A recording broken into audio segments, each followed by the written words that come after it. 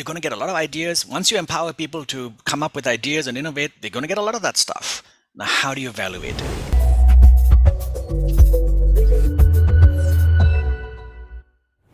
Here's a wonderful tool that you can use. The one-way door or the two-way door. It's very simple. So the one-way door is you look at that idea and you say, okay, one-way door decisions are some decisions that you can't reverse. That means this involves investing. This involves, a lot of extra work. It's not easy to reverse that one, right? These take too much effort, they're expensive, and these decisions to be done carefully. They need to be evaluated and they need more time. Two-way door, if it's reversible, do it. So a two-way door is, let's try this. If it didn't work, we can go back to what we were. So if it's reversible, let's do it, right? If it doesn't work out as planned, you can reverse them and try something else. And sometimes you have a one-way door, but you can also turn it into a two-way door without as much risk. So how can you reduce your exposure?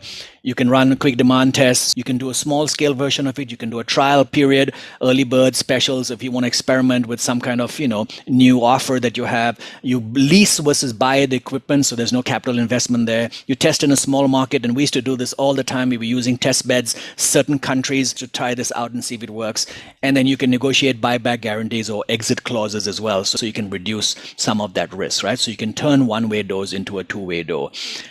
Classic example, Sir Richard Branson, when he launched Virgin, he said he could make a deal with Boeing, so hand the plane back. But he said, okay, this is going to be a big risk, but I can mitigate that risk, and I can try and reduce that.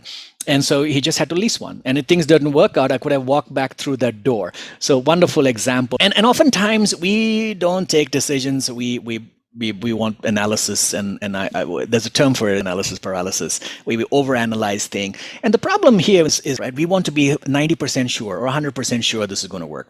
Forget that mindset. Let's, even if it's 50, 60%, go for it. If it's reversible, you go back to where you were. You've lost time and effort, but it's part of the process, right? That's what we want. Making a decision at 70% certainty and then course correcting is a lot more effective than waiting for 90% certainty. A lot of us here we are too careful, too cautious, and we can't afford to have that mindset today. We need to be more experimental. So if you have a gut feel, go for it. You have 50, 60%. How much more information do you need? How much more research do you need? There's no end to this. At some point, you say, let's go with it, right? If it's reversible, hey, it's fine. Being able to recognize that one way or two way is just a one way, just apply that, your decision making gets really, really fast.